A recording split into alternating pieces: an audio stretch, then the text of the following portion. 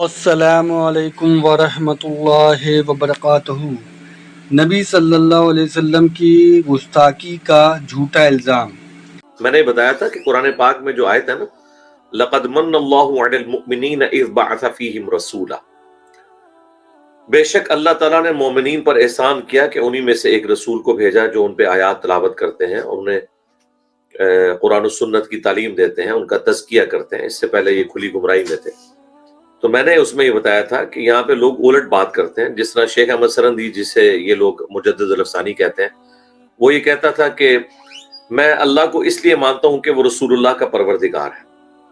ये उल्टी गंगा चलाते थे। तो मैंने उसे कहा था कि रसूलुल्लाह का एहसान नहीं कि अल्लाह का तारुफ करवाया, ये अल्लाह का एहसान है कि उसने रसूलुल्लाह के जरिए हमें अपना तारुफ करवाया।